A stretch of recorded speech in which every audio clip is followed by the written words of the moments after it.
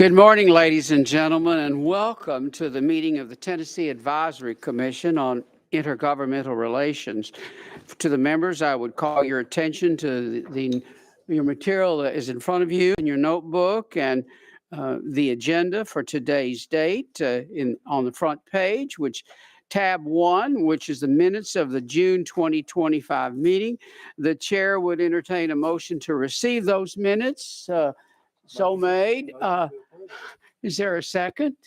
Thank you. Is there any questions or comments about them? There's no objection, then they stand as approved. There being none, the minutes are approved. I'll ask Dr. Lippard now to bring a commission and a staff update. I think he has some very substantive report for us today. So I will turn it over to you, sir. Thank you, Chairman. So for the commission update today, I'm going to be providing a summary of the ad hoc subcommittee meeting we had on August 28th on education, specifically on the fiscal capacity model and distortions in the model caused by virtual school student counts, the effect of Greenbelt property assessments on fiscal capacity, and the fiscal capacity of counties with large tourism industries.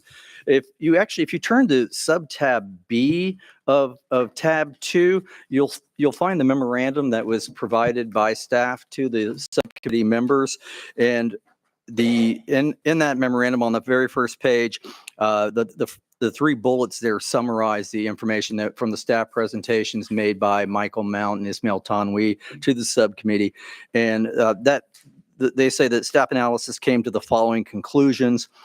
First is that including virtual school students in TACIR's fiscal capacity calculation can increase the fiscal capacity of a county that hosts a virtual school. Keeping all else the same, this decreases the fiscal capacity of the other 94 counties. Including virtual school students can also decrease the fiscal capacity of the host county, which increases the fiscal capacity of the other 94 counties. Whether a county's fiscal capacity increases or decreases depends on the effect of the virtual school students on that county's fiscal capacity variables. So it basically depends on how everything else in the model is kind of working with each other on which effect it has. They also found that a decrease in residential or farm assessment in a county because of Greenbelt or for any other reason can increase or decrease the county's fiscal capacity as calculated by TACIR. So the effect on state funding varies across counties. And finally, that tourism can increase a county's fiscal capacity, which can decrease its state share funding percentage under the Tennessee Investment and Student Achievement Act, or TISA. So that's a summary of the presentations that Michael and Ismail gave to the members. There was an extensive conversation following those presentations, and if you turn back to the memo itself, tab 2 itself, you'll see that after that discussion, the members of the subcommittee made one recommendation, voting unanimously to recommend that the full commission recommend that the Tennessee Department of Education begin collecting residency information for virtual school students. So currently there's a state Board of Education rule that that public virtual schools have to report their residency information to the county that's responsible for that school, but there's no requirement that residency information be reported to the state, and the recommendation is to require that would make any tracking and analysis of virtual students easier, at least in terms of the residency requirements. In addition to this, and what we would like to do is we would like to wait on voting on that recommendation until we complete some further analysis that was requested by the subcommittee. And so that'll probably be at the next meeting or possibly the meeting following that. Because in addition to that recommendation, the members of the subcommittee asked the commission staff for further analysis regarding whether out-of-state students are enrolled in virtual schools in Tennessee. And this came out of this request was made because in our initial analysis, we found a handful of students in one virtual school, 4 or 5 students, their residency address that we obtained from the county show their residency is out of state. As we said at the subcommittee meeting, we felt this was probably because of some kind of glitch in reporting. And that's what we're being told, that it was because these were students that were already enrolled in virtual schools in other states under the same vendor before they moved to Tennessee, and their residency information had just not been updated. And we suspected it was something like that, but we are going to continue to confirm that there are, whether there are any out-of-state students enrolled in virtual schools in Tennessee. The members also asked us to look at whether other states enroll out-of-state students in their virtual schools, to look at the difference in costs between serving virtual school students and brick and mortar students in Tennessee and other states, and whether other states account for tourism in some way in their education funding formulas. So we will, like I said, staff has already done a lot of the work on analyzing these questions, but we've got a little bit more work to do before we report back to the commission. So in addition to the memo at subtab B, there are also the minutes from the meeting, which are at subtab A. Also, anyone who wants to watch the entire meeting, it is available as a video on our website under the meeting tab for August 2025 meeting. If you have nothing else to do, yes. And then finally, the attachment C is the presentation, the slide deck presentation that Ismail Tangwi gave to the subcommittee members at that meeting, and it has a lot of the same information as the memorandum, but it's in an easier to digest format. And then finally, just one last thing on the commission update, Mr. Chairman, is I would also like to again thank the subcommittee members. We had an excellent discussion on that at that subcommittee meeting, and it's really helped guide staff's look at the information that you all asked us to look at. And then if there are no questions on the commission update. Okay, moving on to the staff update, we have a couple of acknowledgments we'd like to make. First of all, our office manager, April Sibley, has reached an important milestone. April, 20 years of service to the state of Tennessee. So, He's working right now. yeah. Never stops. And then our information and technology manager, Mark Patterson, who I'm sure is watching, as he always is, recently completed advanced training in secure development. And this is far, far from the first professional certificate that Mark has completed. But I wanted to take this opportunity just to acknowledge this, because I don't think we acknowledge our support staff is enough. Normally when we're doing staff updates, we're talking about education accomplishments or training accomplishments for the research staff, but the work we do to support the commission as the research staff would be impossible without the work of our support staff, including April and Mark, and of course our web development and publications manager, Teresa Gibson, and of course our director of administration, Carrie Jones, who is in the hall lurking. So I just wanted to take a moment and recognize their accomplishments and their support also. And Mr. Chairman, that completes the staff and commission update. Thank you, Director. Are there any other questions for the Director regarding his report? I do appreciate it, and I want to add my comments of appreciation to the ad hoc committee that have studied this issue. It's clear from reading the minutes and watching the video that you've done a really good, thorough job vetting this issue. And I concur with the director that the one recommendation that has come out to date, asking the state to collect residency information on participants in the program, we will put that on the calendar for next time, because from the minutes of the meeting, there may be other recommendations as well, and we'll put them all together in one package at the next meeting. So I presume there'll be no objection to that, but I can't thank the committee enough. All of you did and under Chairman Brooks' leadership, you did a very, very fine job on a very nettlesome issue at times, I'm sure. All right, tab 3, public chapter 445, a continuum of care. I believe we have Dr. Strickland has a panel assembled for us. I will defer to you, Dr. Strickland, if you will ask your panelists to come forward. We don't ask questions until the end of the meeting. That's right. While they're finding their seat and assembling the panel, I want also agree with the director on his comments on our technology person who was in here earlier, who very articulately explained to me how the system works, which I want to share with you. We now are able to have at least 3 people on the system. I think in times past, only 1 person at a time could be on the system. So in the instance where the panelist, for example, we have 3 people who are speaking or their system, their equipment is turned on, I will mute so a member can ask a question, but it's a little bit more feasible for members to participate without waiting to get a hotline, if you please. And with that explanation, Dr. Strickland, I will recognize you for purposes of starting the meeting and getting our illustrious members introduced. Thank you, Mr. Chairman, and good morning, Commissioners. This is, as just noted, tab 3 on the continuum of care for homelessness services in Tennessee. Each year, thousands of Tennesseans are left homeless, with many more at risk of becoming so. And across the state, there are numerous organizations that try to help, many of them small local nonprofits, working to provide people who've become homeless with needed services and housing. But the resources and capacity of any one organization alone is always limited.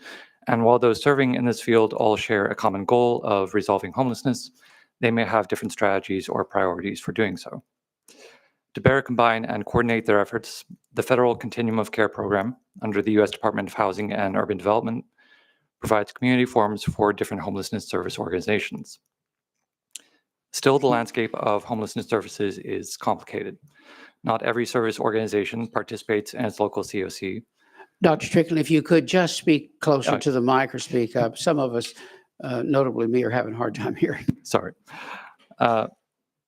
There are some other federal programs related to homelessness services that work separately from COCs.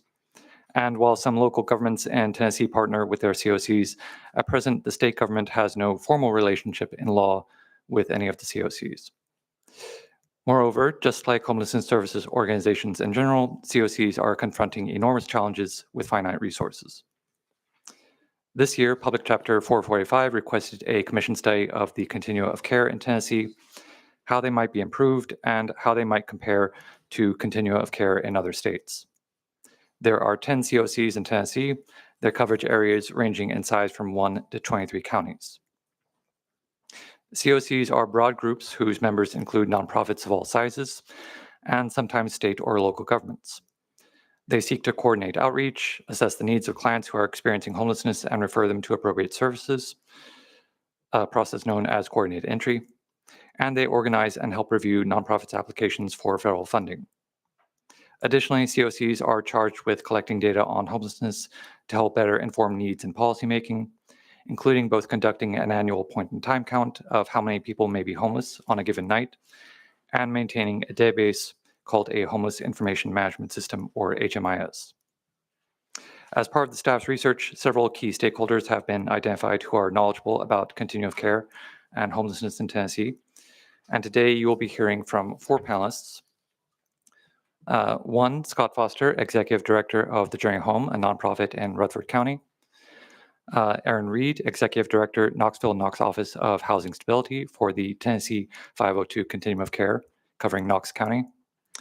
Victoria Lake, Director of Community Health Institute, West Tennessee Healthcare, representing the TN 507 Continuum of Care, which covers most of West Tennessee. And Matt Yancey, Deputy Commissioner of Behavioral Health Community Programs for the Tennessee Department of Mental Health and Substance Abuse Services. And also Neru Govind, who is the Director of the Office of Homelessness Services within the Tennessee Department of Mental Health and Substance Abuse Services. Thank you. And we will take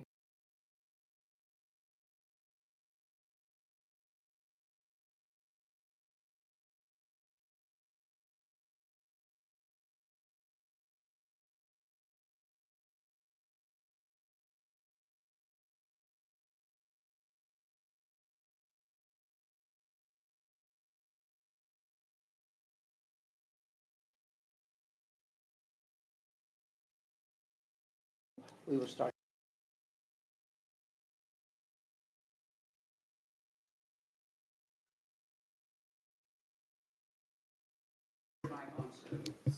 Let me check. Are we good? Yes, we're on now. Okay. We'll see if we can catch that with the good eye. Good morning again. So happy to be here this morning. My name is Scott Foster. I am the executive director and founder of the Journey Home, which is a nonprofit faith-based organization in Murfreesboro, Tennessee that serves Greater Rutherford County, providing resources for those who are experiencing homelessness and otherwise disadvantaged in our county. We have a day center that combines resources for housing placement, job placement, health and mental health services embedded at our site. We also have 33 homes and apartments in our county that we use primarily for long-term transitional housing for families with children and individuals who are experiencing homelessness. This morning, just wanted to share a little bit of a brief history about the Continuum of Care program. I have been involved in homelessness work since the beginning of 2005, so a little over 20 years. And the Continuum of Care program predates me slightly, but homelessness is a complex issue. In fact, sometimes we can't even talk about the number of people that we have in our communities that are experiencing homelessness because definitions are different. It's not a static demographic. People go in and out of homelessness. They get back into housing and back into community. So it's a complicated issue for any area to address. Also, homelessness looks different in urban centers than it does in suburban areas and certainly in rural areas. What the Continuum of Care program was designed to do was to create an intentional forum for community stakeholders from a broad range of disciplines to come together for planning and to gather data and to assess the assets they have available to them, the resources and the gaps that they need to fill in trying to eliminate homelessness, not just for those who are experiencing chronic homelessness, long-term homelessness with often disabling conditions, but also for others who may be experiencing situational homelessness or episodic homelessness in their areas. And it has been a very good platform for creating a foundation for collaboration among agencies, both public and private, faith-based and secular. It has been a very good way to bring together people from the health community and the employment community and the housing community, also our local governments. However, as was mentioned earlier, we never get everyone involved. So there are often segments missing. Also, the HUD Continuum of Care program specifically deals with funding from a couple of grants, yet there are other programs that these member agencies or participating agencies deal with, maybe related to reentry or maybe related to health or mental health or recovery funding or other direct housing funding that's not related to HUD that is kind of not part of the same program. So it is always somewhat challenging to get a single concept working that will work in all the cases. But it has been very, very good, particularly for the intentionality of planning and evaluating, very good for data gathering in our communities and putting together ways that agencies can collaborate with one another to bring these resources to a complex issue. Where it has struggled is actually in some of the administration and management when the COC bodies, and there are really three different forms that it can take in an area, get together and try to do work as opposed to coordinating or being a foundation for collaboration of agencies to do work. It tends to be cumbersome and oftentimes does not deliver services in a timely way and actually can create some obstacles to care. So it has both good and some good issues and some struggles. But overall, it does bring our communities together to look at our problems, the gaps that we have, and come up with solutions in a very organized and planned, data-informed way.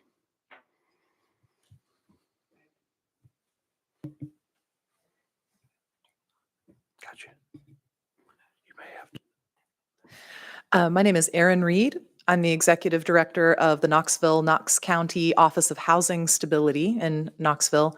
We are the COC known as TN 502.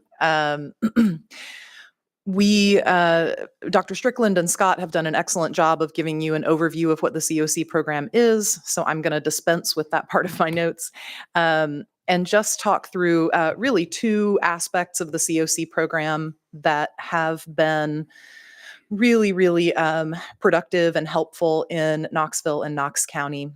One of those is in the federal code, it mandates that COCs have a process for selecting a governing body to make decisions for the COC.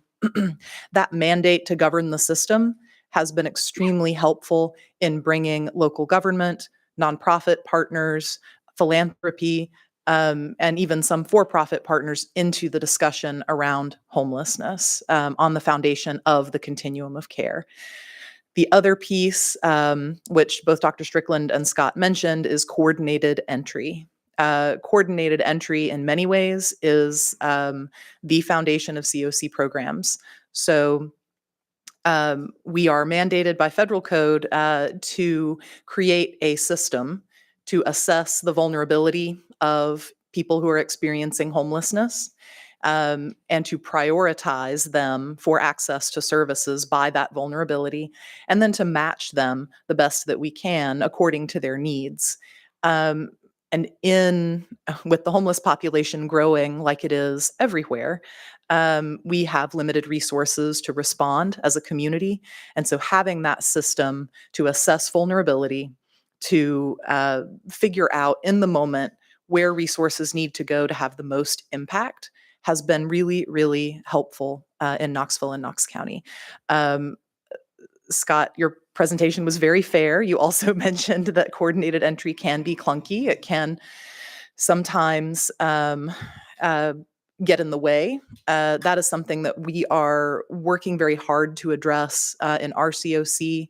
We're looking at some pretty major overhauls to our coordinated entry system to try to remove any roadblocks we can. We have so many people who are experiencing homelessness. We don't want anyone to not be able to access the services they need simply because, our coordinated entry system isn't fast enough. So we're taking steps in our COC to make it faster, make it more efficient, increase the number of access points across the community so that we can have a true no wrong door approach. Those are the two things that I really wanted to convey today. So thank you. Hi, my name is Vicki Lake, and I'm with Jackson-Madison County General Hospital. We are one of 2 hospitals in the country that serve as a collaborative applicant for our continuum of care. And I represent TN 507, and I want to first thank you all for allowing us to come today and speak about rural homelessness. And then I want to thank Senator Ed Jackson, who represents several counties in our continuum of care, for coming and supporting us, and my colleague Roseanne Downing, who is here today with me as well. Roseanne and I met in 2002 with the beginning of the continuums of care. So we have been involved for many years. First of all, just to give you an idea of our continuum of care, we serve 23 counties. We serve all of West Tennessee, absent of Shelby, and then we serve Stewart, Houston, and Humphreys County in Middle Tennessee. We have about 10,500 square miles and a population of about 571,000 that we serve. Just to build on the previous 2 speakers, we're going to tell you a little bit about how our COC operates. We have the availability for our coordinated entry. People can call or they can go online with 2 agencies and click a need help icon and receive services through our coordinated entry. Last year, we had over 5,000 people go into one of those means and ask for services. Out of that, we had about a little over 2,000 people, unduplicated people, in our HMIS system that was mentioned by Dr. Strickland that receive services. That's housing or supportive services to keep them stable. Of the remaining 2,000 clients, 3,000 clients, they receive resources and diversion. And I want to note, out of that 2,000 clients, we have a special program for youth called the Youth Homeless Demonstration Program, which is also funded by HUD. And we serve 223 homeless youth between the ages of 18 and 24 and got them into housing and got them stable. The average time spent in homelessness was 2,010 days. And I want to explain this high number. We received funding from HUD for to specifically deal with chronically homeless after COVID. And chronically homeless are individuals who have 4 episodes of homelessness in 3 years.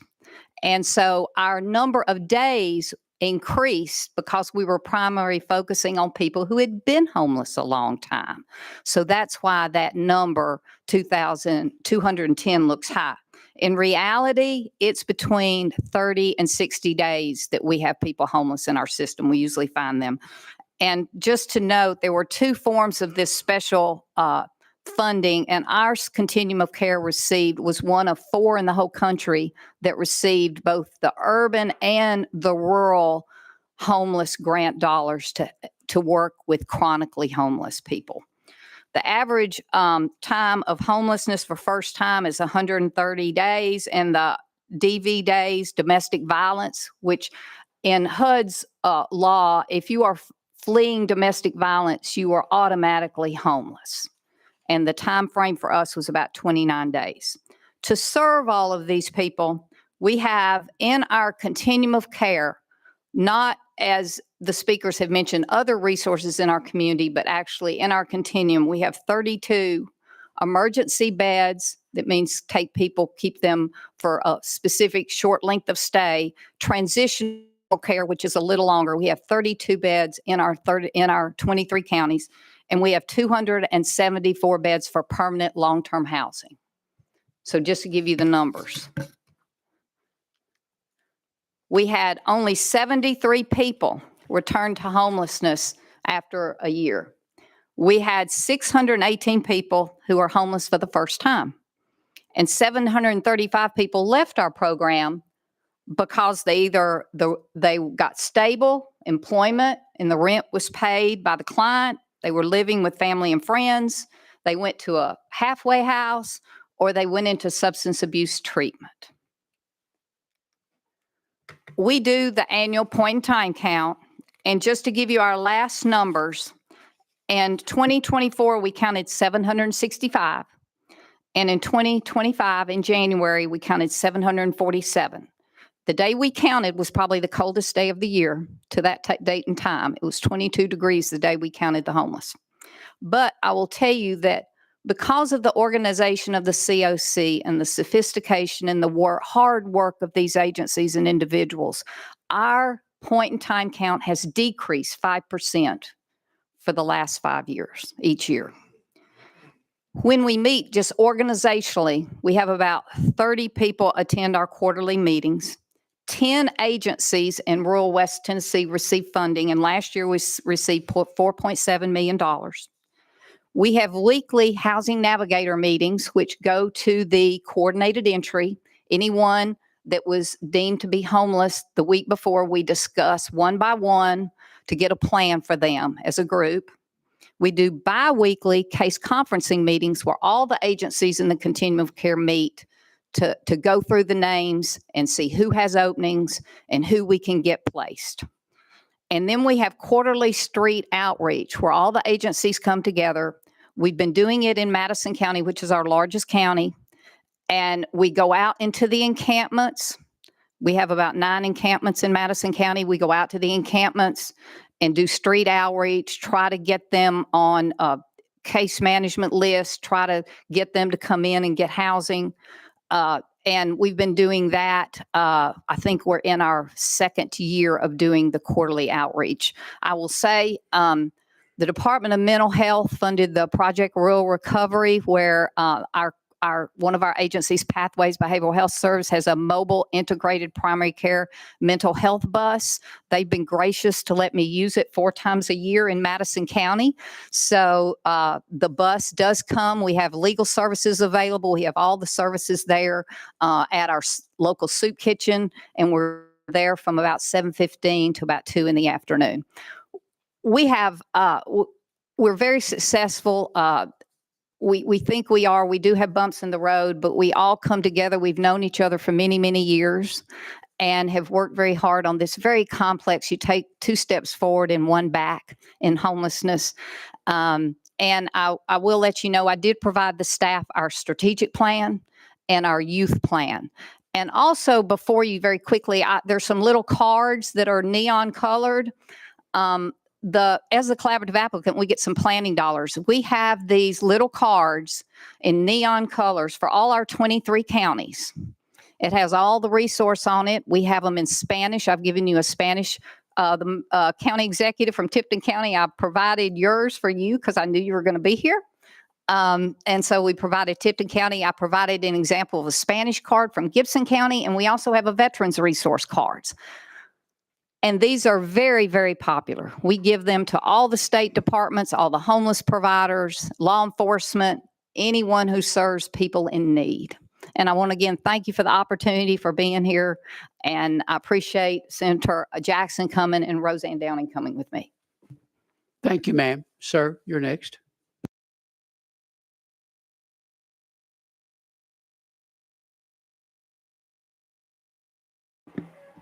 Well, good morning, Mr. Chairman, members of the committee, TACIR.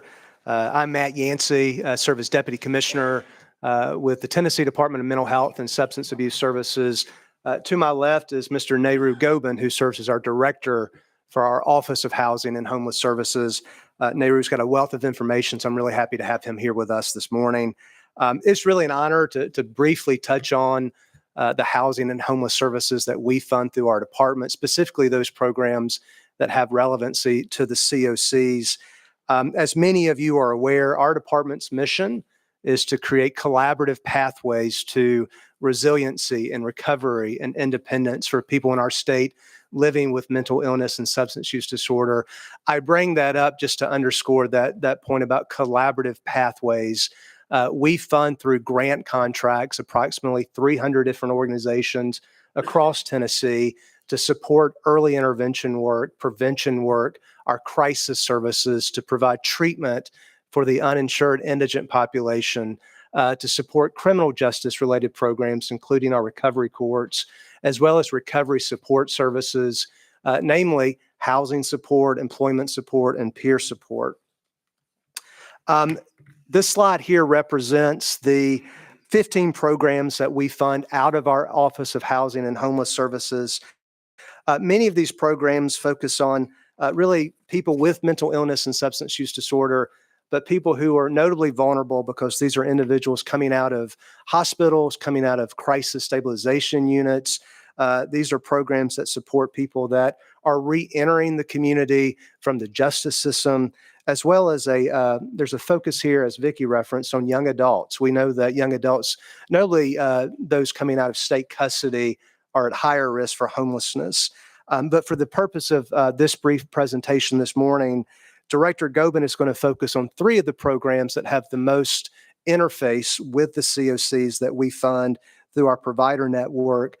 Those programs being the PATH program, that's the Projects for Assistance and Transition from Homelessness, and as well as our regional housing facilitators and our consumer housing specialists, all of which who fall under our Creating Homes initiative, which has really been a bedrock program for our department, started by Commissioner Williams back in the year 2000. So at this point, I'll turn it over to Director Gobin.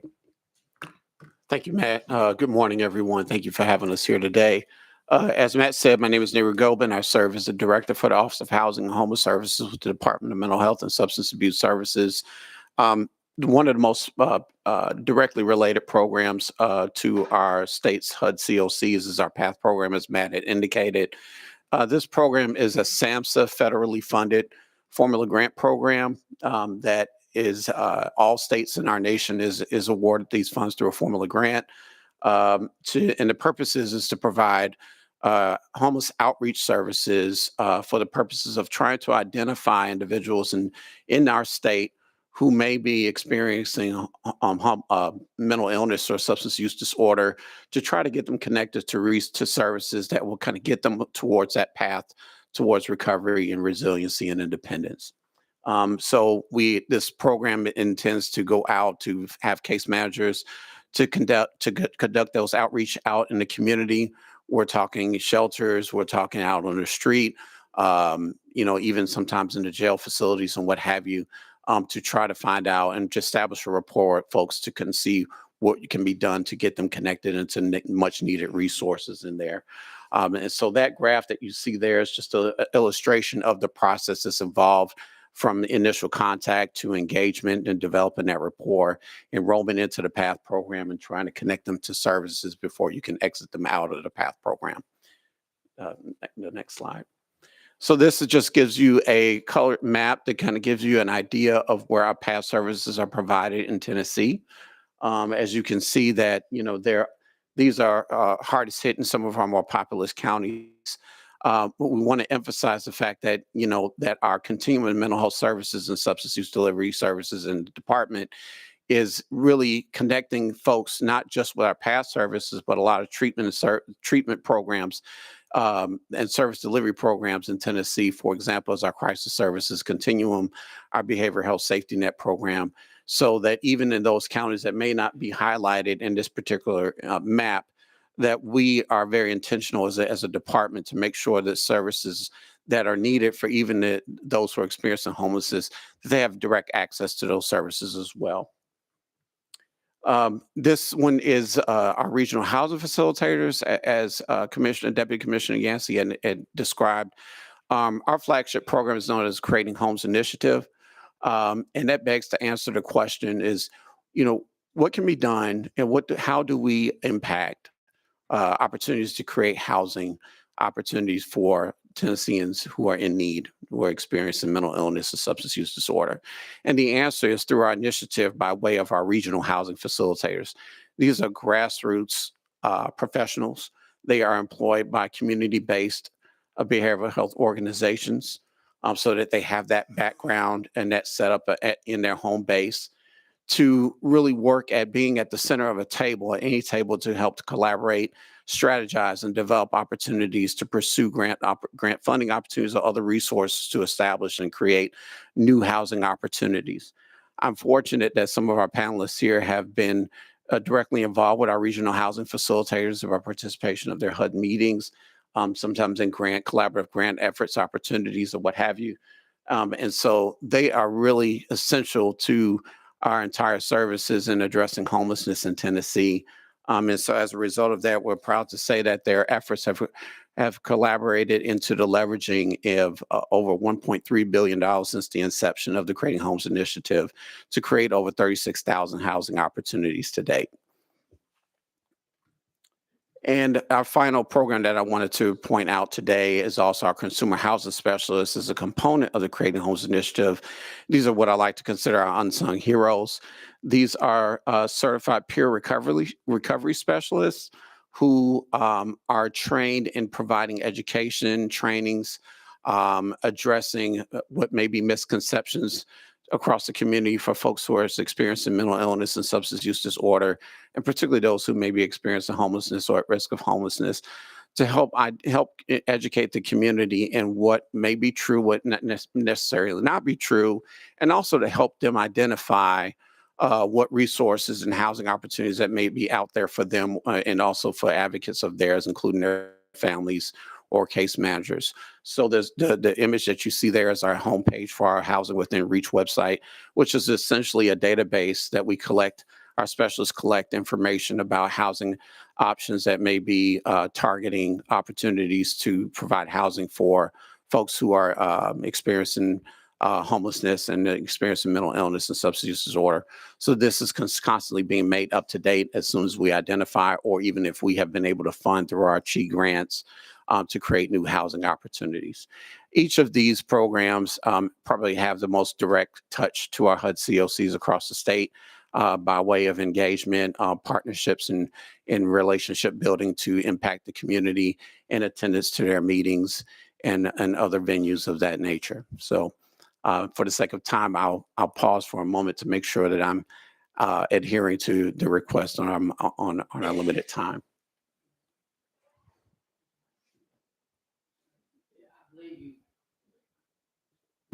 If you would draw your remarks to a conclusion. Yes, sir. Okay, Yes, because I believe yes. you've reached your, surpassed the limitation that was offered or suggested, but we appreciate what you're saying, so just draw it to a conclusion for us. Absolutely. Well, in essence, what we do at the Department of Mental Health, in particular with the Office of Housing and Homeless Services, is work to understand that, no one of us can work and achieve addressing the challenge of homelessness by ourselves.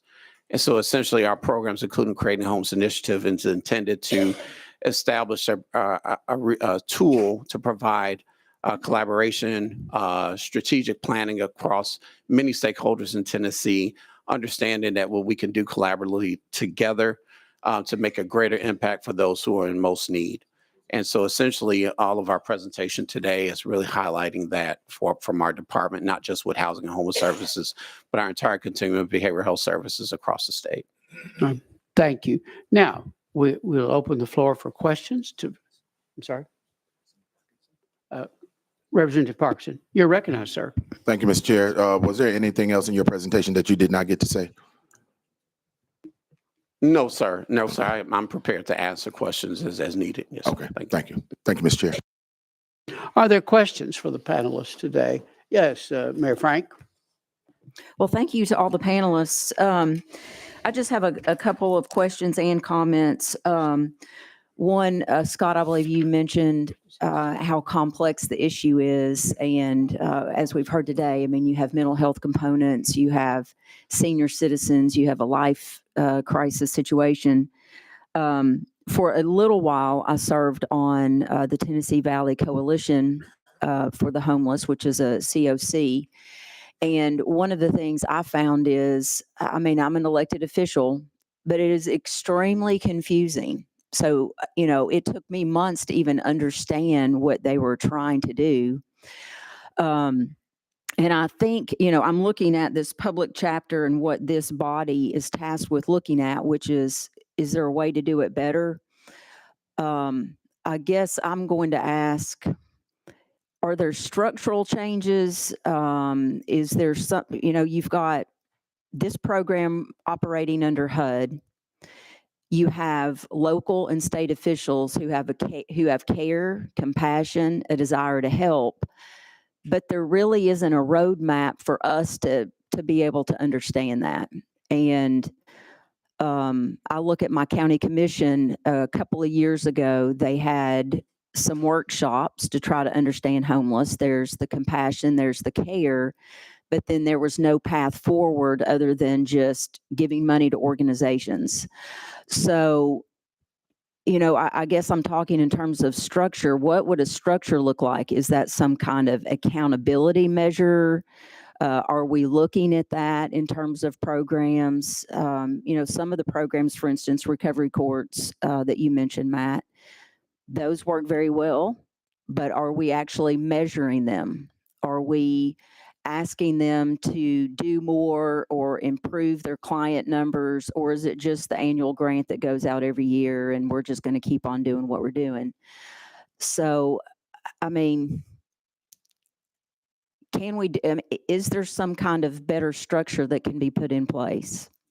And on top of that, are there other states that are doing it better and that have a gold standard, if you will, for meeting the most needs? I know there's a lot kind of wrapped up in there, but it's commentary mixed with a little bit of questions. Would someone like to take that? We'd like to hear your ideas, ma'am. Thank you. So that's a really good question. Across all COCs, there are 7 system performance measures that we all have to feed our data into. These measures are consistent across COCs. They are things like the length of time that people remain homeless, the number of people who return to homelessness after being placed in housing, the employment and income growth for people experiencing homelessness. So, I mean, really substantive measures of how well a system is doing. So I wonder if an annual state level report of how all of the COCs are fulfilling these system performance measures could be a place to start.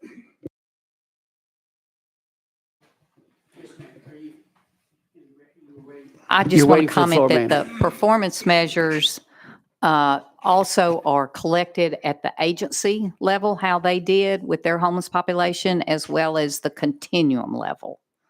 So every year when we have responded to HUD as a continuum, we have to put how we did on those. So HUD is holding us accountable, knowing the complex nature of homelessness. Now, one of the it would be a great idea if we could bring that together in a state report.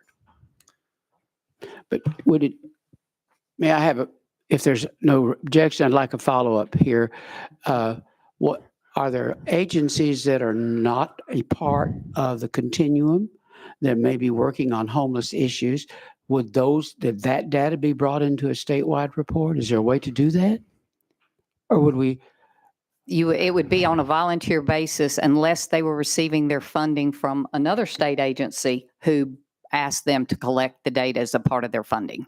Are most, if I may, unless there's objection, would you say that a majority of the agencies throughout our state that provide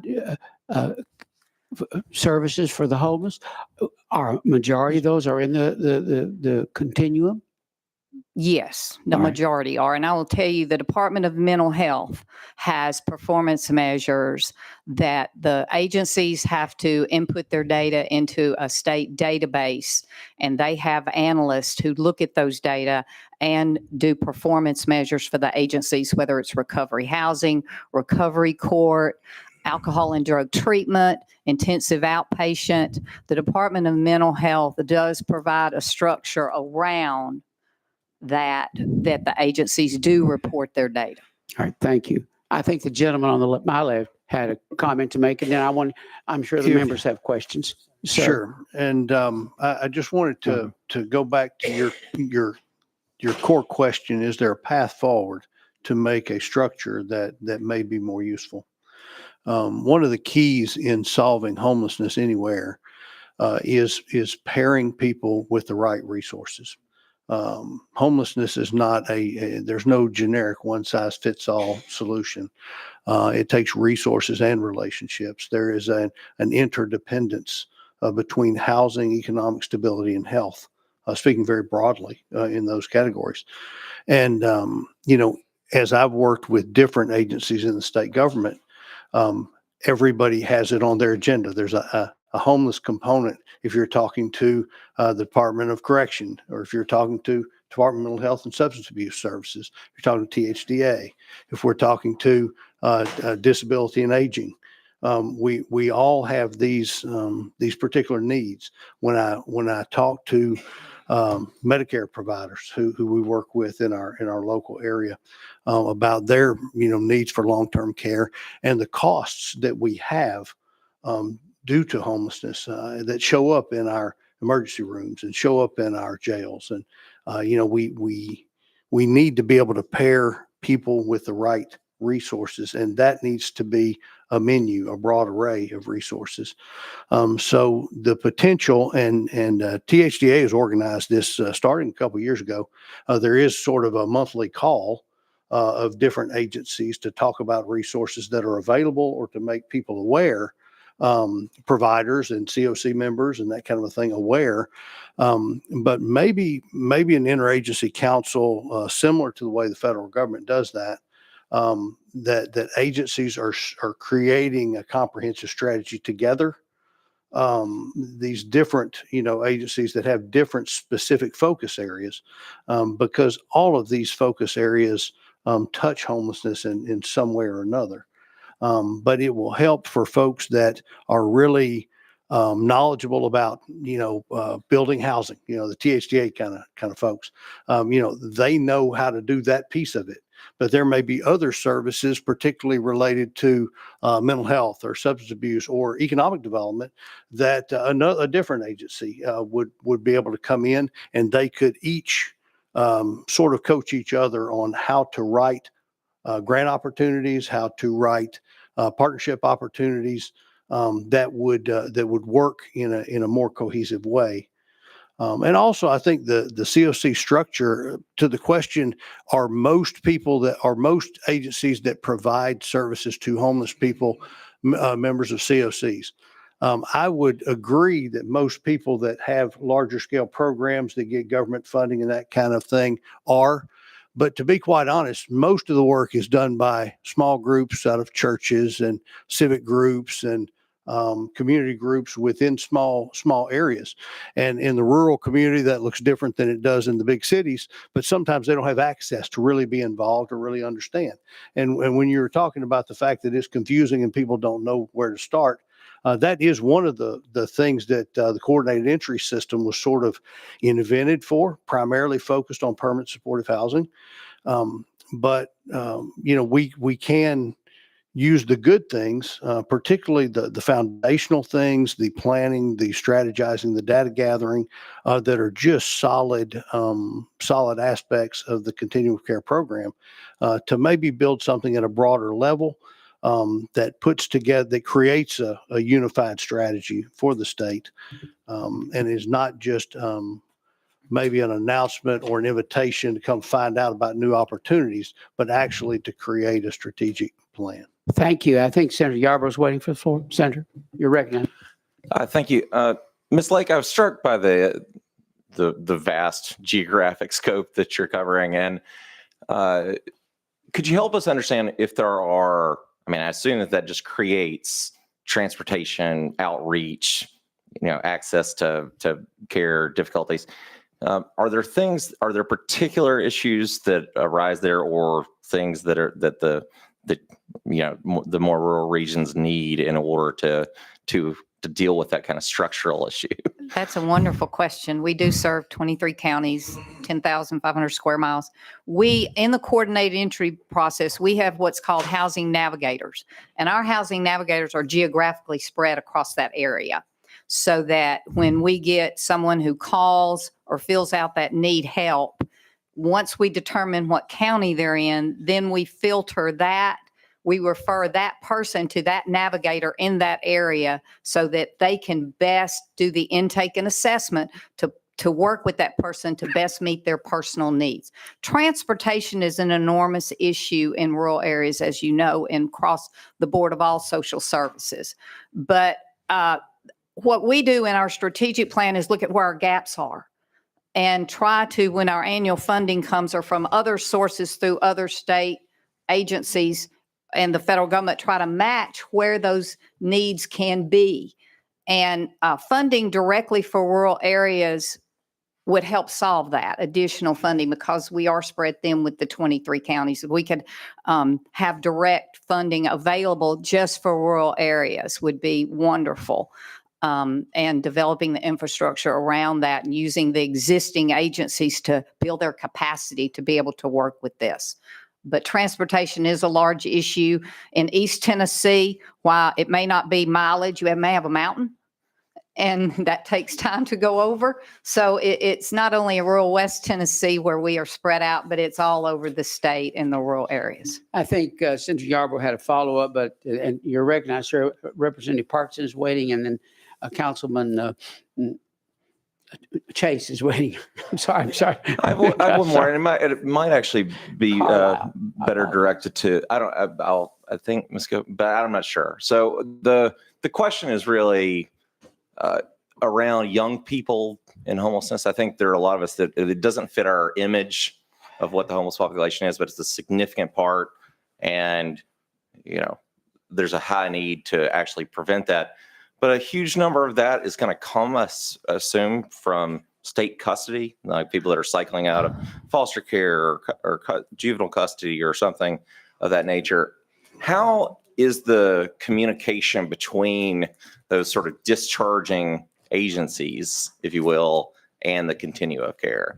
To sort of, as people are when people exit state custody, we should know if they're going somewhere or don't have a place to go. Do we actually communicate that to the continuum of care in those agencies? And if not, should we do something to improve it? We've had our youth homeless grant for 2-3 years, and we've served 223 people. Some of them are aging out of foster care at either 18 or 22 or somewhere in between. And we do work with Department of Children's Services. They do make referrals to us. We have actually housing navigators, just like we do at the adult side, who specifically work just with youth homelessness. We find youth homelessness is a lot of couch hopping, where the young people are just moving from friend house to friend house to friend house. And some are they have jobs, they're living in their cars. And even they have jobs, but they are living in their cars. They have nowhere to go. But we do work with Department of Children's Services on when they are released from foster care. Now, and we have a very robust system. We have 4 providers of services in our area for you, just dedicated to youth homelessness. And so it is an issue, but we do work with Department of Children's Services. Representative Parkinson, you're recognized, sir. Thank you, Mr. Chair, and thank you all for this information. It's great. I think you mentioned TSDA. What is that? Oh, THDA. Okay, I know. Okay, thank you. I thought that you said TSDA. Okay, and can somebody tell me? It doesn't matter who are the 10 continua of care agencies in Tennessee? So there's a lead agency at each one of those 10 COC. A COC is just defined by geography. So ours is just Knox County. Theirs is 23 counties. So each lead agency, most of them are nonprofits. Ours is a quasi-governmental entity. I could find a list of those if you want them. I don't have it off the top of my head. Okay. If you can get that back to us, that'd be great. I appreciate it. Thank you. We got that? Okay. Thank you. All right. I believe Councilman Carlisle is waiting for the floor, sir. Thank you, Mr. Chairman. The lack of the beard is probably startling. I was leaning over to Mr. Peach and telling him my daughter started to tear up. I've had a beard for 15 years and shaved it, and it caught her off guard. Very, very greatly. She's 9.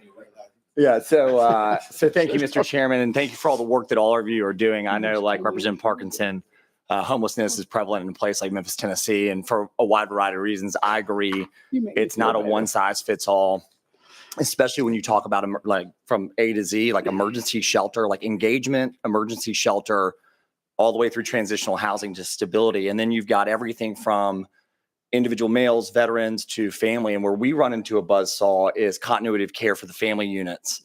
We have a significant amount and an undersupply of emergency shelter for family. And where we've learned, and this is, and I'll invoke him, and I hate doing it because a lot of people are, but Fred Smith was a great data-driven guy. And because he was a veteran, he was involved in the Memphis Union mission heavily.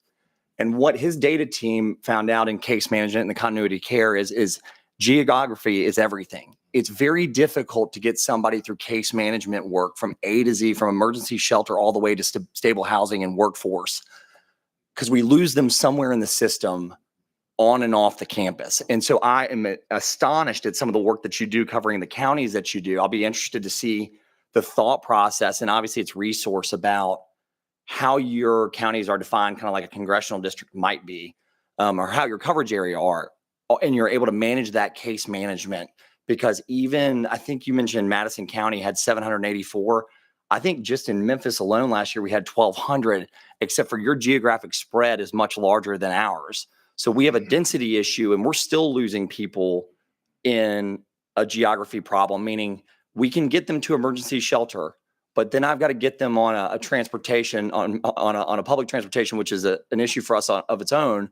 But I've got to get them 3 or 4 different places to get them the services they need, and the battle was already stacked against them. So as you are going through this process, my ask to the staff, and I know this is a lot of commentary, but it's really an ask to all of you to study the geography and the resources necessary and the success rates. Because when you look at 5%, it's not that those lives don't matter, but you're spending $4 or $5 million a year, and you're not hitting, we're still hitting that same cycle, kind of grasping at it. And the question might just be as simple as how can we get people, how can we make it simpler for them and easier for them? And that's always been I think the thing. And I got it. Like in the city of Memphis, and this will be my last comment, I'll be quiet. We have an abundance of vacant property. What we need is the ability to aggregate that property and redevelop that property for a wide variety of uses that can benefit the community. And that could be anything like Memphis Union Mission, which is located at Danny Thomas and Poplar Avenue, right in the heart of downtown, right next to a bunch of resources. So I'll be interested to see that study, because I feel like geography and real estate is often left out of the conversation, and we go to technology and management and these other things, and it may just be as simple as, can this person walk across the street to get the help that they need? Or are we going to make it as hard as possible because they've got to go take the 50 bus line an hour and a half to get out to where the psychologist is and then get back to go get drug tested so they can go interview for a job? You're going to lose them. And so those are the things that I've seen. I hope that we can study some of those. I don't know a way to tangentially do that, but I know that the geography and the resources behind that are important with the case management. And I just am grateful for all the work that you do. Thank you, Mr. Chairman, for the latitude. Thank you, Representative Parkinson. You're recognized. And I believe we're going to try to draw this discussion to a close. We want to hear from everyone, but to keep that in mind. Yes, sir. Because, Thank you, Mr. Chair. And did you have something and to thank you to Representative Parkinson? yes, sir. Thank you, Mr. Chair. And thank you. He's actually my council member, and I didn't even, but thank you for what you're saying. I don't know if I'm the only individual up here that has experienced homelessness, but I was homeless 3 times before the age of 17. So I know what that feels like, right? And I want to piggyback on the council members' comments. That I think we should go even a step further to find a way to make these agencies, just one-stop shops, right? Where an individual can have access, or we have the, personnel or people in there that can get them at least the most important and necessary resources that they need to have right there in the place where they are. And then, some of the more ancillary resources that they may need access to, if we can send them across the street or different places, that's fine. But you think about, even those individuals that are coming out of incarceration who have to have driver's licenses or IDs rather, who have to have, things that if they don't have this item, they can't even access the other items. You follow me? And so I think that there is a need for us to think, a little bit deeper along those lines, and try to find those ways to pull all of this stuff together in one ball and be able to feed it at the same time at one time. Because once you have to keep in mind the mindset of an individual that does not have a roof over their head. They're in survival mode, right? And the idea is to be able to eat, and especially, and you think about it, it's even more complex and complicated when they have family members that are, with them also. And so we things change, and that individual, I've been there, that individual thinks completely differently than an individual that's comfortable, right? And so I just want to lay that out there. And thank you, Mr. Chair. Thank you, Councilman. Mayor Waters. You're recognized.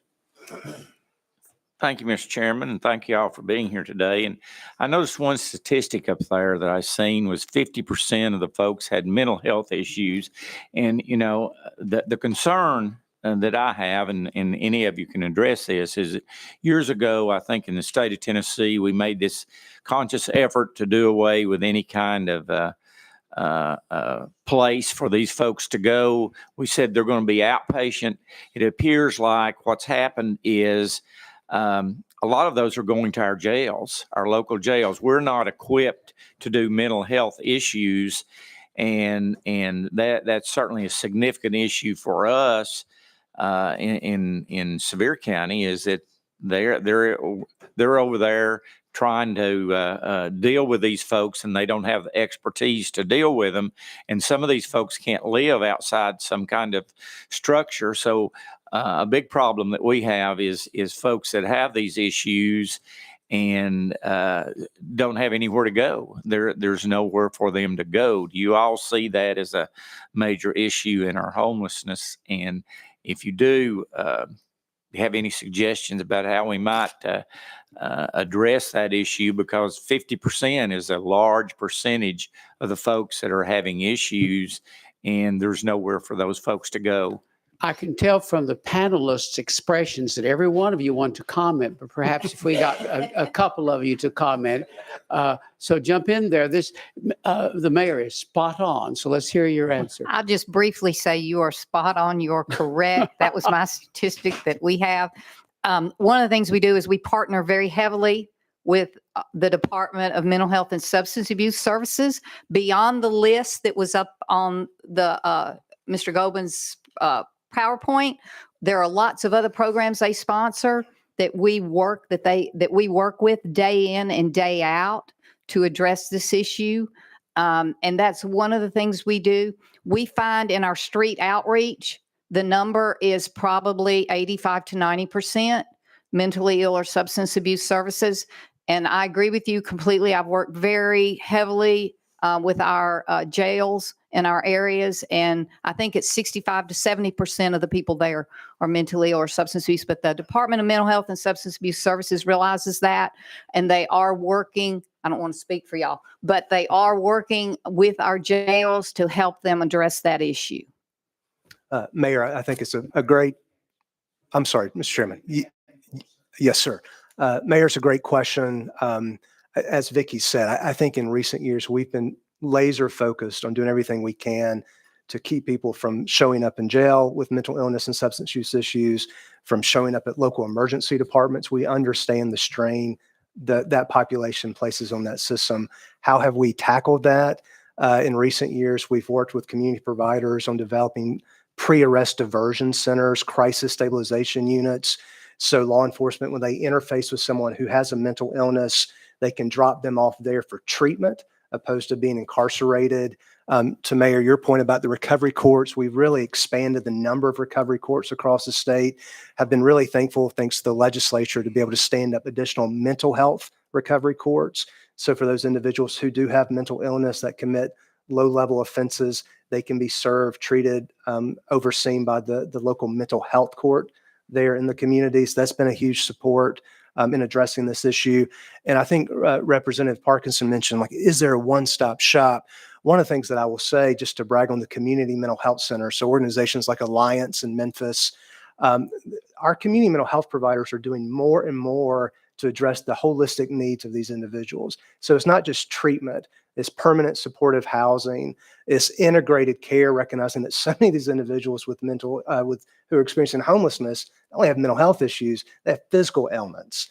So our community mental health providers are providing medical services to help this population, employment services. I had the opportunity last week to participate on a national panel on this topic with SAMHSA, and just was around national experts on this topic here. What we often don't talk about is employment. So many individuals with mental illness, serious mental illness, they want to work. Through our partnerships across the state, we fund something called individual placement supported employment, where we're working with individuals to find competitive jobs of their choosing. That's one way to get out of homelessness. And then just priorities treatment. So many people need treatment. A lot of individuals who are homeless, they don't know they need treatment. So we're doing, as Nehru said, work through our PATH program, street outreach, using peers, people that have lived experience themselves with homelessness. That's one way to build trust among these individuals. So is there more work to be done to address the issue you raised? Absolutely. And we're committed to continue to try to address those issues the best we can. If I may, I would like to offer a comment here. I appreciate your answers, but when I couldn't agree more with Mayor Waters that we need bricks and mortar. You ask any local law enforcement and they'll tell you when they picked up somebody on Saturday night or Monday morning, whenever, who have obvious mental health problems, there's no place to take them. So they end up back on the street or in the local county jail. And where most county jails don't have the facilities or the trained people to deal with people who are mentally ill. So the response given to me when I raised the issue about why we don't have bricks and mortar facilities anymore, well, we contracted out now. Are the contracted agencies there? Are they meeting the need? Would somebody jump in on that for me, please? That's the answer I was given. We contract these services out. Well, mental health, we'll just stay with you then. We're contracting these services out. Are they an adequate replacement for bricks and mortar in providing services? Chairman, I think it's a great question. One of the things I'll say is that we know what works. We've got to do more of it. So What works? Contracted services or bricks and mortar? Well, we've been doing both. So one of the things that we've done in recent years is actually establish new crisis stabilization units, right. crisis walk-in centers from the ground up. One recent example is there in Memphis. It's been a huge resource for that community. We're also focusing on rural areas of the state. Dyer County through Pathways is opening a crisis walk-in center. So we're doing everything we can to give local law enforcement an alternative from having to place someone in jail. The other thing that we're doing, as Nehru referenced, is building out housing. I think many of these individuals, obviously they need housing, they need treatment, and they need it concurrently. And we've done a lot of work in building out new housing options for individuals. Thanks to the legislature, we're funded just recently to build out reentry housing for people coming out of the criminal justice system with mental illness, so they have a safe, stable place to live. So, but excuse me, but we're talking here about people. I think Mayor Waters was addressing people who may be picked up by law enforcement, where maybe housing isn't the primary issue. It's getting these people services, some treatment, and they're not getting it because there's no bricks and mortar facility to take them to anymore. Which is really I have 9 very rural counties, and the law enforcement in those 9 counties are unanimous in their concern about this issue. Mayor Brooks.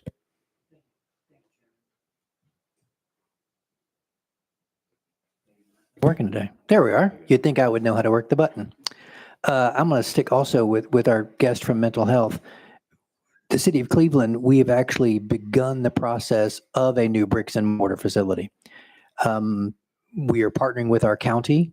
We are partnering with some federal funding that Congressman Fleischman's office has sent our way to Bradley County. So my question is, in this entire conversation, I'm digging through the handouts to find out which TN 502, 507, which TN is Cleveland, because what we have come to the conclusion that bricks and mortar is going to be the solution for Bradley County in the situation that we have. Are there agencies that we need to be in touch with?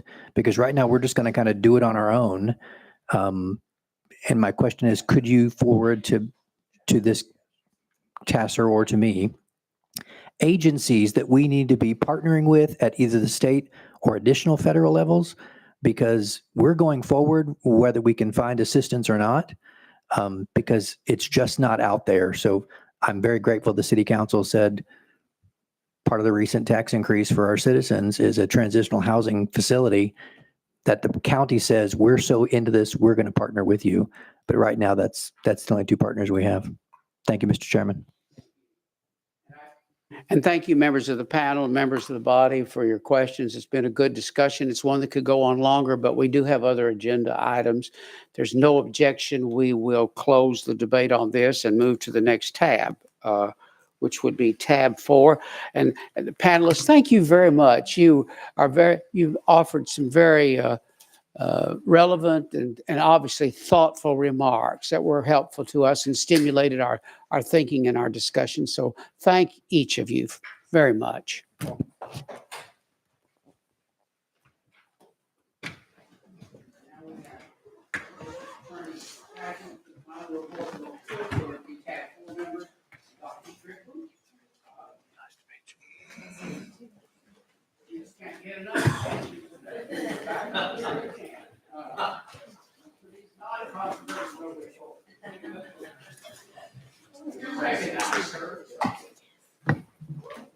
Thank you, Mr. Chairman.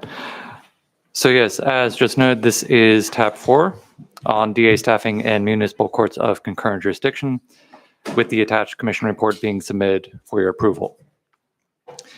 This report was prepared in response to Senate Bill 2054 by Senator Jackson and House Bill 2205 by Representative Barrett in the 113th General Assembly, which would have required cities with municipal courts of concurrent jurisdiction to fund at least one assistant district attorney or ADA position for their district attorney and grant the DA sole discretion to determine whether the city needed to fund additional DA staff. The bill passed in the House but was referred to the Commission for study by the Senate Finance, Ways and Means Committee. We presented a draft report for your review and comment at the January 2025 meeting. The final report's first recommendation is unchanged from the draft. Rather than the bill as proposed, the report recommends that the state undertake a weighted caseload study as soon as is feasible to establish the staffing needs of district attorneys based on all the courts they serve, including municipal courts with concurrent jurisdiction. The second recommendation has been modified slightly in light of Public Chapter 369 of this year, which authorizes counties to adopt and levy a new court cost on defendants, with revenue from that cost put at the sole discretion of the District Attorney General. The final report now recommends that to assist with DA staffing needs prior to the completion of a weighted caseload study, each city with a municipal court of concurrent jurisdiction that does not already have an existing funding arrangement with its DA, or that does not have to collect the new court cost under Public Chapter 369, Acts of 2025, consider negotiating a per diem payment for DA staff. And so with that, I'm happy to take any questions you may have, but otherwise would ask for your approval of the report. There's no objection. We'll go ahead and get I believe this report will call for, it is the final report, we'll call for approval. Chair will move the approval. There's no objection and entertain a second. There is a second. Thank you, ma'am. That's the county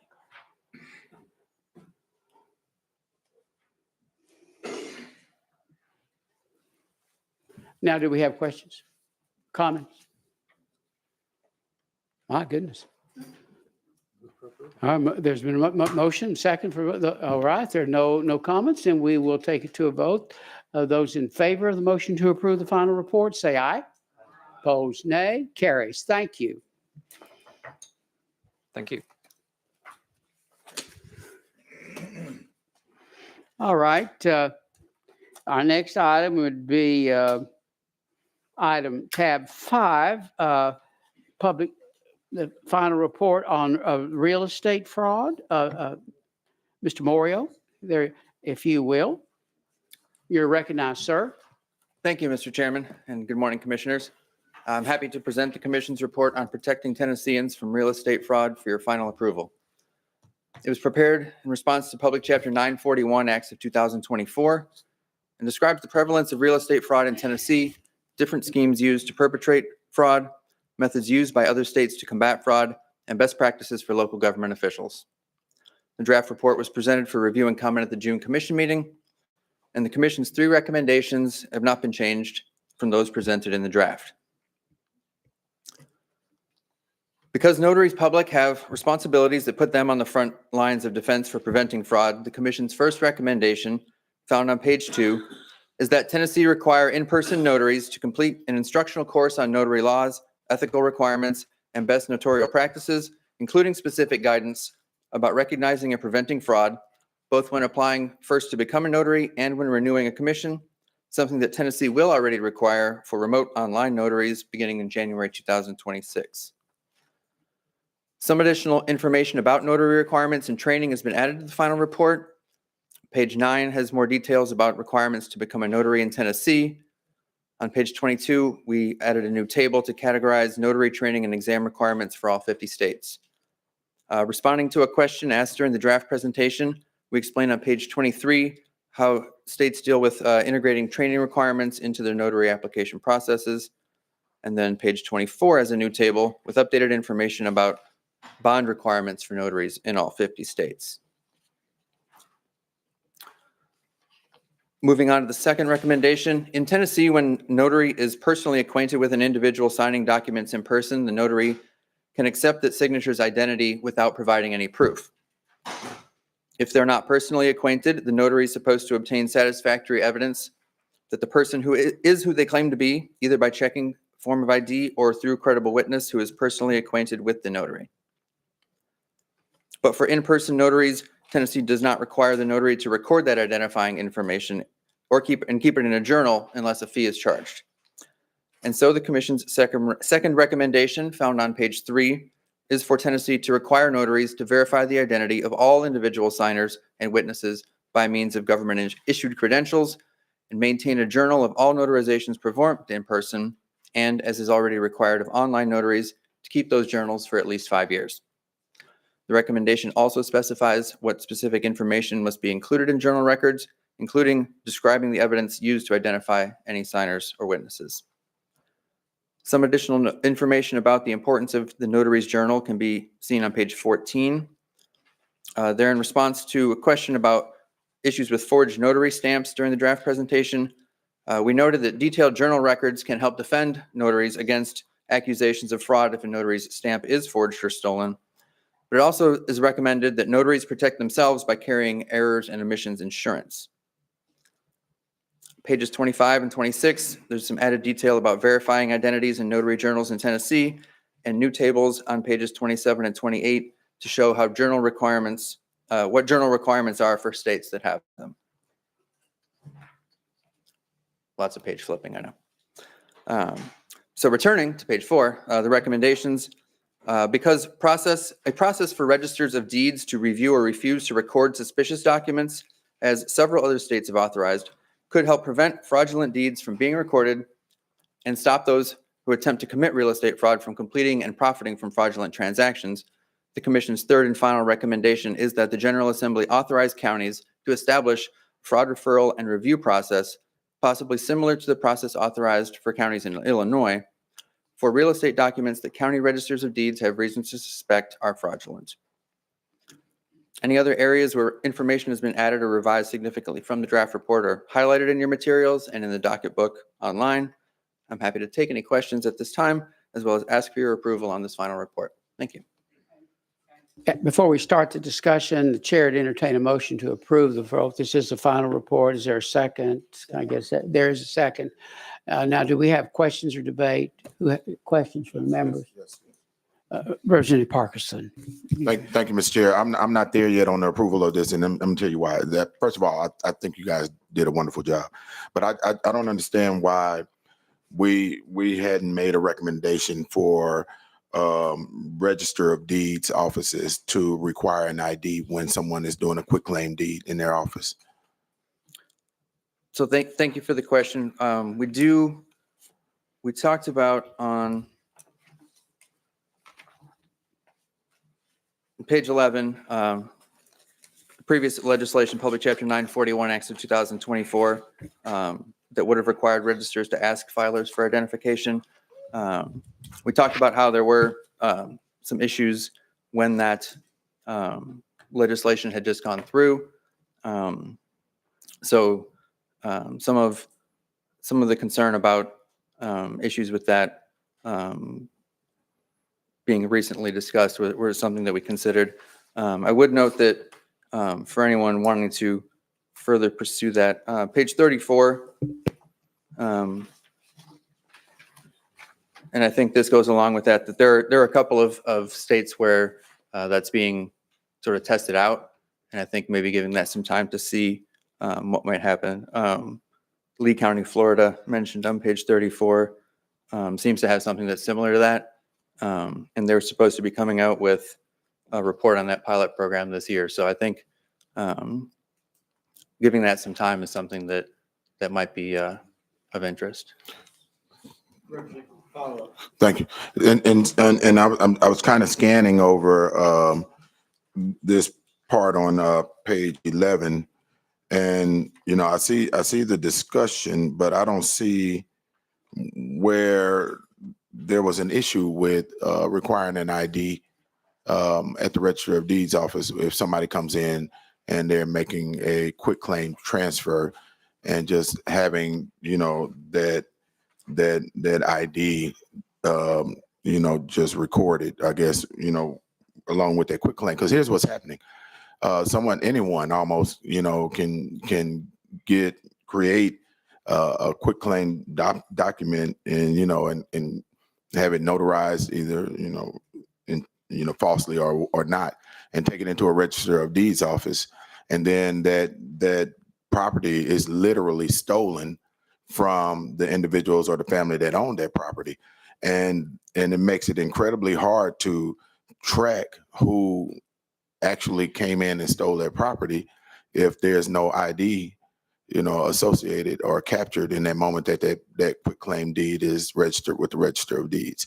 And so, but looking at this paragraph on page 11, I see that you guys did discuss it, but I don't see where there was any opposition to it or any pushback. Or I think that when this legislation was ran, I think that the Registers Association was confused as to what the legislation was actually saying. In saying that a person has to present an ID, you make a copy of that ID and you keep that ID for associated with that transfer, and not anything elaborate where you have to open up create a new computer system or something like that. And so I would ask that we hold up on approving this and get that issue addressed, because you're talking about really the and it's pervasive, the theft of generational wealth for families, and properties that may have been passed on down to their families, and it's a big issue. I'm going to let Mr. Peach If I may, be recognized. I I'm just sorry. wanted, if I wanted to just respond to some of the, You the rest should. of Representative Okay. Parkinson's questions. The concerns and stuff that we acknowledged in the report came out of interviews that were done in 2024. I think when that legislation was going through, because this report had begun a little while ago. Yes, sir. And so that is where those came from. And again, like you said, that was a while back. One of the things that I think would need to be worked out through trying to do something like that is if someone is able to come to falsify a quitclaim deed and present that, they're probably just as good as coming with a stolen identity and some way of verifying that the person, the identification they're presenting to you at the Register of Deeds is a valid ID and is who that says it is something I think that would need to be figured out. And that's where I think looking at how some of these other states are testing out, implementing the things like this in a little more detail than maybe had been done in the past is something to look for going forward. Yes, sir. And Ms. Parkinson, you're recognized. Oh, I'm And then sorry, we Mr. have Chair. two people waiting for the yes, floor. sir. I'm sorry, Mr. Chair. And I understand that. But right now, they don't have to present anything, so there's no barrier at all for that. And and if there's a even in the language of just making a recommendation that Register of Deeds require an ID is not it's not necessarily telling them getting into the weeds of how they do it or what they do, but just require an ID. And so this body can make that a recommendation as one of the recommendations, just as we made these other items recommendations also. And one last recommendation I think that we might have missed also is making the penalties a little bit stiffer for those notaries that are part of this scheme and creating these false quit claims that people are going in and using and stealing people's property. So thank you, Mr. Chair. Parkinson, Mr. Peach, you're recognized, sir, and then Mayor Frank, and then Mayor Brown. Yes, and I'll keep it brief. So, You always do a great report, and I appreciate it. But I want to echo that Representative Parkinson is 100% on track with, we've just this past year have put in place, or the federal government has, for title companies have to find out where all the money's coming from. We have all of these requirements, but with the Register of Deeds, there's just not that any level hardly of. Matter of fact, they'll just tell you, well, we have to accept it. We have to accept it. And so in my experience, I have not seen a rash of notaries approving stuff that they shouldn't, because usually these people that are filing liens against your property, they want to put their own name down for sure, because that's how they get their money. So anyway, I agree with Representative Parkinson. Mayor Frank, you're recognized. Yes, thank you, Mr. Mario. I appreciate the recommendations. I just wanted to ask a little bit of follow-up on the notary, that individual themselves. I like that you're suggesting training. How does it work in the state of Tennessee? I would assume, I mean, we're talking about proof of identification on to prevent fraud on one side, but a bad notary could also be part of any potential fraud. So if you could explain a little bit about that process. And I was looking in the report, I know you noted some of the states that require background checks, but I couldn't remember. It seems like the number was 13 or something like that. 13 states require a background check for the notary themselves. Is there some more work that we should do perhaps in ensuring that reputable people become notaries? Or is it something where anyone and everyone can become a notary? And I'm getting that because I think one of our panelists had mentioned that was a way to prevent fraud, was to ensure that they were qualified notaries. Thank you, Mayor. Yeah, and you're correct that page 24, that 13 states requiring criminal background checks. No, it is not required in Tennessee. The applicant is signing an affidavit saying, I do meet the qualifications. I do not. There are requirements that say if you have certain criminal things on your record, then you're not eligible to become a notary. But you're basically saying, I swear I'm not a criminal. And to the extent of how that is verified, I think would be up to, the county commissions that are approving people that are coming in for applications to become a notary.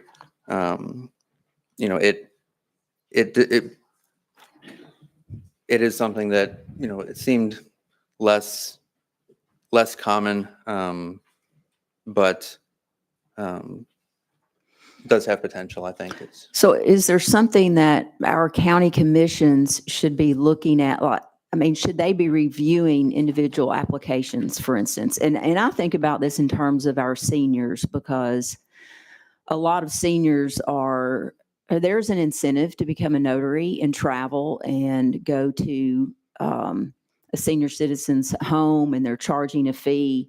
But yet the county is putting this person in a position of, we've given you our stamp of approval, you're an official, if you will, because of that approval. And it just seems like they're, I don't know if there's any guidance to help us do a better job of actually approving who is a notary. Thank you. That isn't something that I remember coming across as far as, and I think I would defer, yourself and some of the other county members, of when you've been asked to approve commissions for notaries public in your county legislative bodies. Do you recall it just being a consent agenda item and moving on, or was anybody taking a look at them? And if not, is there any reason, are you actually, could you do that? Or is it something that would need some sort of additional legislative authority? I don't know at this time. It wasn't something that came up. Mayor Brown, you're recognized. Thank you. Similar line of concerns. Well, I do wonder about the competency of some of the notaries that do become notaries. I really worry about the impersonation of notaries, because it's really easy to get a notary stamp from anywhere in this world and act as one. And so I wish there were some verification process through which you could, verify that person whose name is on the rotary whose name is on the deed is actually the notary who actually, stamped that thing. Haven't recently completed another quitclaim deed for property in another state. It was a little terrifying for me to literally write up a quitclaim deed myself, sign it, had my brother sign it. We got it notarized and I mailed it to the Register of Deeds in another state. Now, the thing that I did appreciate on the other side is that that state is required to notify the property owner, and they have to notify them at the address that is given on the quitclaim deed and whatever the last address of record was on the original deed. And so I felt like that was some kind of insurance. And so I did like that there was some notification required. And I realized that you can get the alert email, but it feels pretty heavy that somebody can just go in and do that nefariously and that property owner not have any idea until some point in the future. Yeah, and I think that the balance between requiring a notification for anything that comes up, overwhelming the system versus, the importance of it catching things that somebody didn't actually file themselves. I think kind of going forward, looking at more and more counties, more and more registers that are choosing to do that, to have the voluntary services, sort of see how those things are working out, may lead to that becoming more common. I did want to page 9. 9, 8, 9. We did try to look into the issue of trying to get stamps, and at least there were a few states that specifically require that you prove you have a certificate as a notary. But the online retail, everyone that I went to look up, search for buy a notary stamp, all said they require it to be part of the transaction to buy it. I'm sure you can get illicit things everywhere, but it is something that is at least being somewhat addressed through the research we did. Recognize Vice Chairman Brooks for a purpose of making a motion. Thank you, Mr. Chairman. I'm going to agree with my colleagues, the esteemed Representative Parkinson, and I'm just not sure that we're quite ready for a final vote on this today. I'm going to make a recommendation or make a motion that we defer this 1 month. I know there's a January deadline to next month's meeting so that we can fine tune, and a follow-up on that is a question. You mentioned Public Chapter 941 quite a few times in this report. Is that current law? Because Public Chapter 2024 to me sounds like that's currently on the books and is law. But the way you've worded at least 4 different times, Public Chapter 941 could have, would have, should have, it's worded in a way that 941, has it been repealed? There was, the way it's referred to in the report, Mr. Mayor, is that original versions of that legislation had some things in them that did not make it through to what was finally approved as the public chapter. So I think maybe clearing that up, or at least in my presentation wasn't clear that there were different versions. That was the stuff that was in the original version that didn't make it to what was enacted. Well, I don't have a Graceland in Bradley County like Antonio does, but that was almost stolen by this exact problem. But I do have a family member that was a victim. So I'm very familiar with this process and the sort of loopholes, as Mayor Brown was talking about, that you can do through the mail, online. So I'm going to make that motion that we defer it 1 month. If that's a proper motion, Mr. Chairman. It is a proper motion. The chair will second. With the understanding that we do have a January deadline on this, but I believe since much of the work is already done, you'll be able to address the concerns that were expressed here, and we can make a final decision next month. Is there we need a vote on this, I believe. I'm going to defer to Director Clifton. On the motion, I would like to clarify, though, that we don't have a meeting scheduled for next month. And it may seem like we're meeting every month currently because of our subcommittee meeting. Every week it feels But on our normal meeting schedule, we would likely not be meeting again until early December, which is still works. But Okay. I would like to change the motion so that we don't meet next month. Thank you.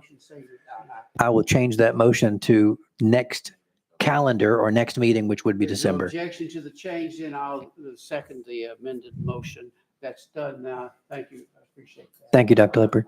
I would like to say, Dr. Morio, great work, and I love the tie, go Doors. Anchor down. No, thank you all, and I'll get in touch with each of you who have concerns about the specific the ID register, ID requirement stuff, and see what we can get hammered out here quickly. Thank you all. I'm sure you have. I encourage you. I know when we were talking about Representative Parkinson's concern about people who come in with no ID and give you a deed to the courthouse, a quick claim deed, or Graceland, and I want to make sure there were some comments made to me that there might be some opposition to that from the registers of deeds. Make sure that our registers of deeds have some input in this. Absolutely, Certainly yeah. contact them. And I think tying it in, the third recommendation we do have, where giving registers a process to flag fraud, things that don't look right. These two things should, I think, work together, and I think that's something we can do. December meeting, I believe, or what the next meeting is the December meeting. We haven't set the date for the next meeting, but it's almost always early December. All right. All right. Okay. We'll let it stand the December meeting. Now, is there objection? Those in favor say aye. Aye. Opposed, nay. Carries. Thank you. The next item.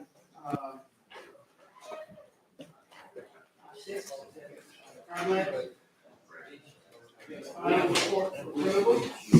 Ms. Thorne, Senior Research Associate here. I believe Senator Jackson was going to be report he was particularly interested in. Maybe get the sergeant involved, because he's probably watching this out on the street. The sergeant involved, but Senator Jackson, taking this up. You're recognized, Ms. Thorne. Thank you. As Chairman Yeager mentioned, I'll be presenting our report, Reducing Tennessee's Evidence Backlog by Expanding Forensic Crime Lab Capacity, for your final approval. In response to ongoing concerns about evidence backlogs and turnaround times, Senate Bill 2877 by Senator Kyle and House Bill 2961 by Representative Hardaway were introduced in the 113th General Assembly. These bills aim to direct the Commission to study the feasibility of establishing a crime lab in Shelby County. The bill passed in the Senate but did not advance in the House. And at the May 2024 Commission meeting, Representative Williams requested that the Commission undertake a broader study to examine the feasibility and need for establishing additional crime labs throughout the state, evaluating the existing labs' capacity to process evidence efficiently, and consider where new labs could be located to best utilize state resources. This report is the result of that request.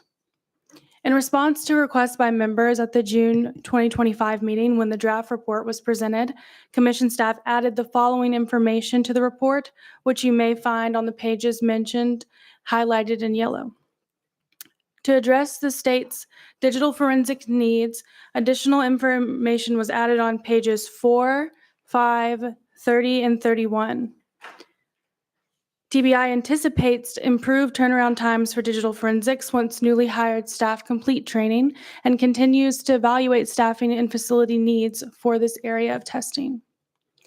Examples of crime lab cost estimates, along with a summary of the cost projections from TBI's real estate strategic plan, were added on pages 3, 28, 29, and 30. Table 4 on page 30 summarizes the estimated cost of TBI's planned expansions. Appendix F, beginning on page 67, provides examples of construction, expansion, and renovation cost for crime labs.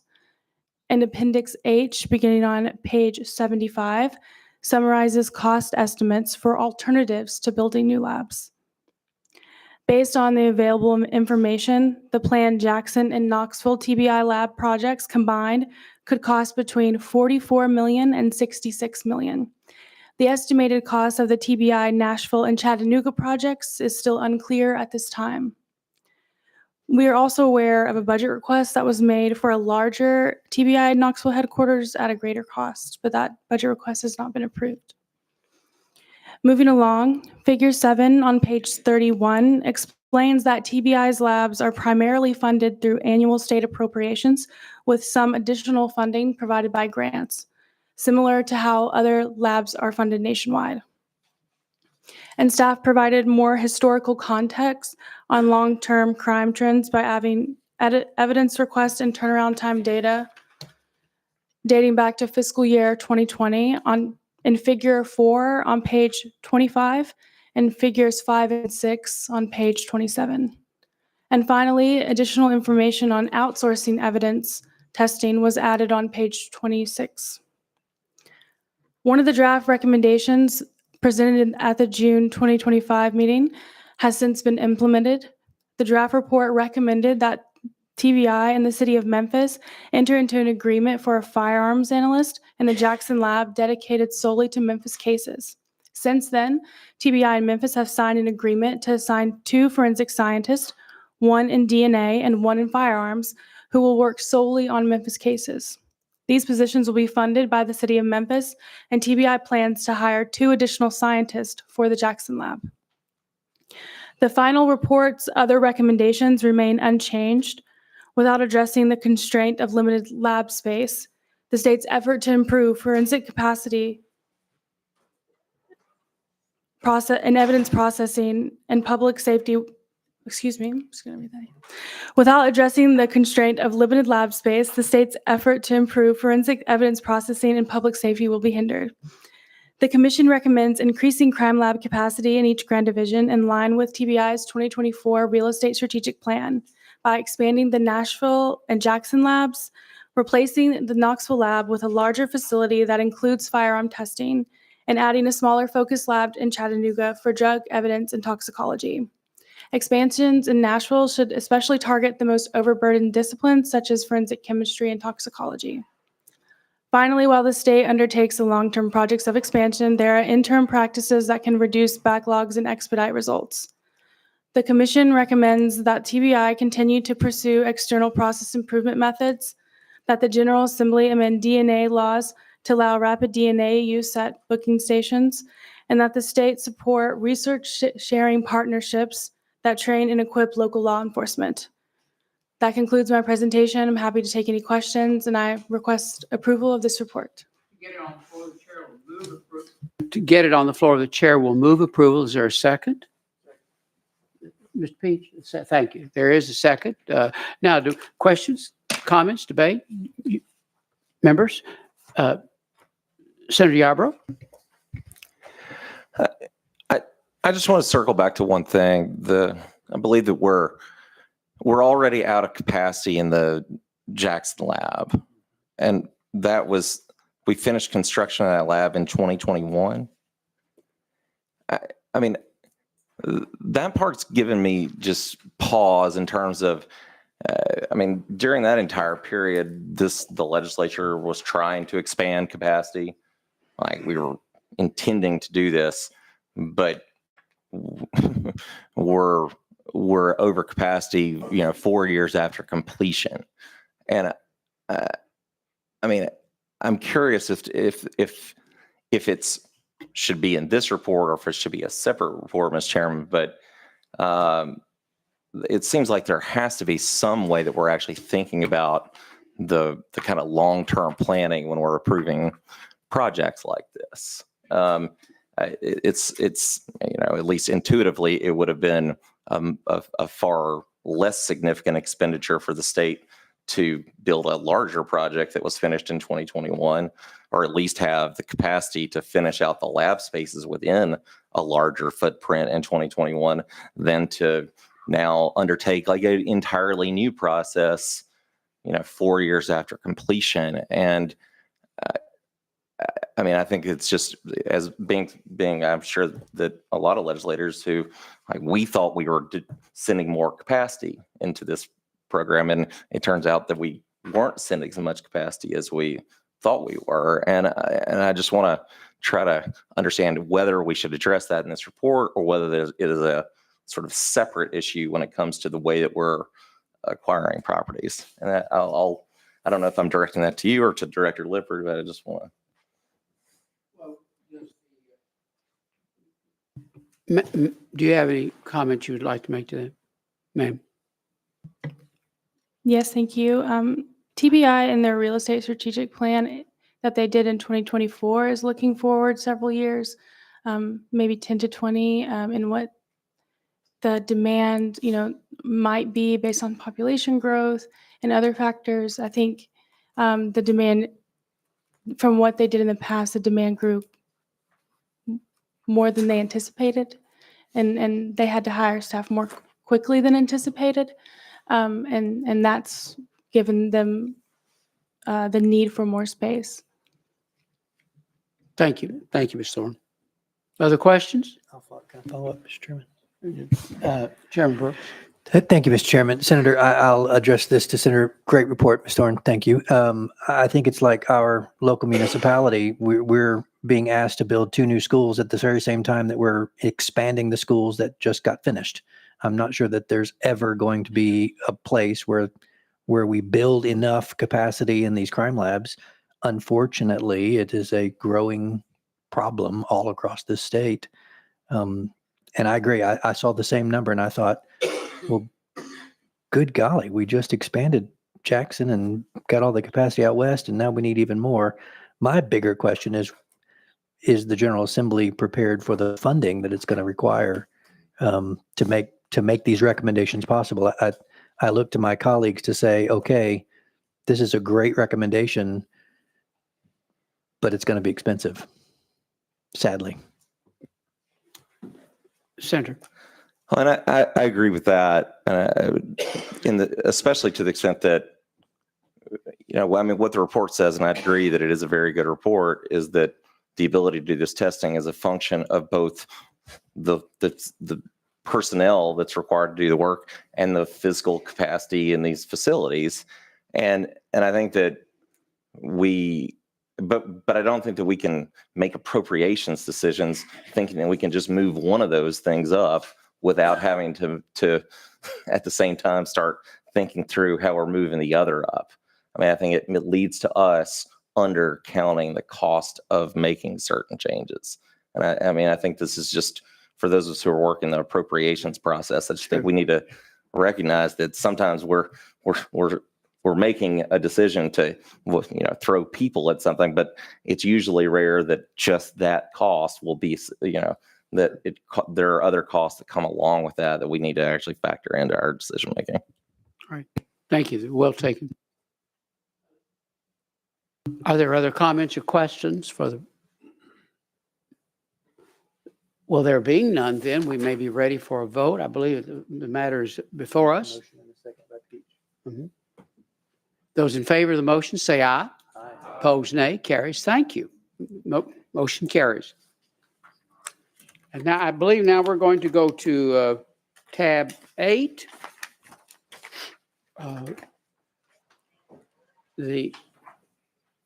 Mr. Fox, or excuse me, Ms. Fox, pardon me. You're recognized. Thank you, Mr. Chairman.